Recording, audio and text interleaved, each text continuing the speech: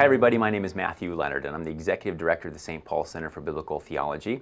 And in celebration of the release of our latest Journey Through Scripture parish-based Bible study series, The Bible and the Church Fathers, we are showcasing some of the early church saints and fathers because these are the holy shoulders upon which we stand.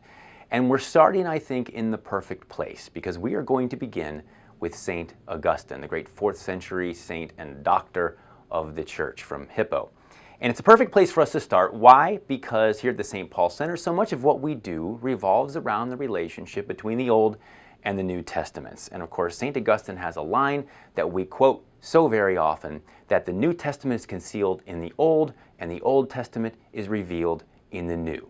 But before we talk about St. Augustine, there's someone else we need to mention first. It is often said that behind every great man is a woman, and this is certainly true of St. Augustine. And the woman behind Augustine is his mom, St. Monica. And I find it interesting that the church places Monica's feast day the day before Augustine's. And I think this speaks to the fact that the sanctity of his mother is what paved the way for Augustine's later holiness. And Monica is such an important figure for us because she is an icon of hope for anybody who has loved ones, children especially, who have left the faith. I mean, she can empathize with us because, as we're going to see in a moment, her son left the faith for quite a while. And I encourage anybody who is experiencing the loss of their children to some other religion, or maybe just paganism in general, turn to St. Monica. Ask her for her intercession because she is a powerful warrior for Jesus Christ. And while she's venerated all over the world, it's here in the United States that we actually have a city that is named after her, Santa Monica. So nice job, California. Now it's Florida that has a city that's named after Augustine. Now they call it St. Augustine, which is how I used to call Augustine before I became Catholic. Even so, it's the oldest European-originated, continuously operating port city in the continental United States. So nice job, Florida. Of course, Augustine isn't from Florida, he is from Hippo.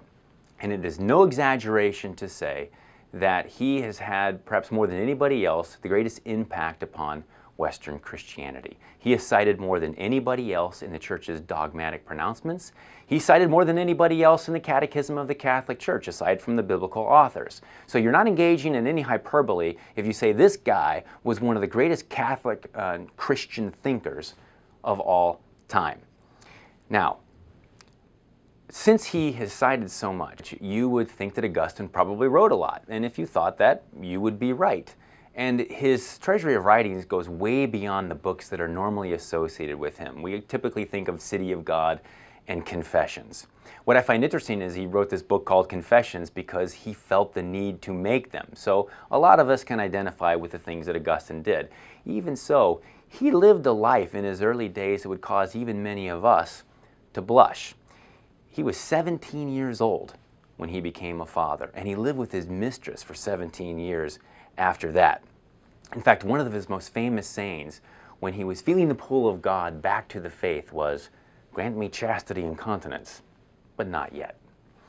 Now, not content with being just a non-Christian, Augustine was also a heretic for a while. He joined this group called the Manichaeans for about 10 years. And the Manichaeans were famous for the fact that they thought that all physical matter was corrupt. Now, after his conversion, Augustine vigorously opposed the Manichaeans, as well as other heresies like the Donatists and the Pelagians. And what I find interesting and bears pointing out is the fact that Augustine often used sacred scripture to correct the distortions of faith that these heresies promoted. Let me give you an example. Since the Manichaeans taught that all physical matter is corrupt, they said, look, what the church says about the sacraments can't be true. They can't really give us grace the way the church says because the sacraments use physical matter. Augustine said, guys, have you forgotten that back in Genesis, when God created the world, he said it was all very good. And also, Jesus Christ, the second person of the Trinity, he became man. So God became physical matter. So how can you say that physical matter is corrupt? Then there were the Pelagians. The Pelagians said that the grace of the sacraments is really only necessary for the weak, that every one of us should be able to pull ourselves up by our own bootstraps. And Augustine said, Pelagius, Have you forgotten what Jesus himself said in John 15:5? That without me, you can do nothing. Then there were the Donatists. The Donatists were the hard guys of the Catholic faith. These guys were rigorists. They said that anybody who succumbed to Roman persecution, who became a traitor to the faith, should not be allowed back into the church. In fact, they went so far as to say that any priests who tainted themselves in this way couldn't even validly celebrate the sacraments anymore. And Augustine said, you guys have forgotten that everything revolves around Jesus Christ. And it was against the Donatists that Augustine composed the famous line that when John baptizes, it's Christ who baptizes. When Peter baptizes, it's Christ who baptizes. And when Judas baptizes, it's Christ who baptizes. Now, since he knew that everything revolves around the church, and that the Bible itself is the word inspired, Augustine knew sacred scripture. In fact, he wrote several commentaries on the Bible, including commentaries on Genesis and Galatians and the book of John. In fact, scripture played a huge part in Augustine's coming back to the faith.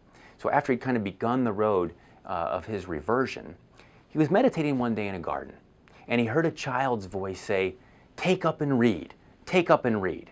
So he picked the Bible up that he had with him, he popped it open to Romans, and he read. And he said at that moment, after that short passage, all darkness of doubt faded away. And the rest is holy history. Now, after serving as Bishop of Hippo for 35 years, this great saint eventually passed away while barbarians were laying siege to the gates of his home city of Hippo. And he was eventually declared a saint, and then he was declared a doctor of the church as well in 1298 by Pope Boniface VIII. And he is now known as the patron of brewers, of printers, and yes, even theologians. So, Saints Monica and Augustine, pray for us.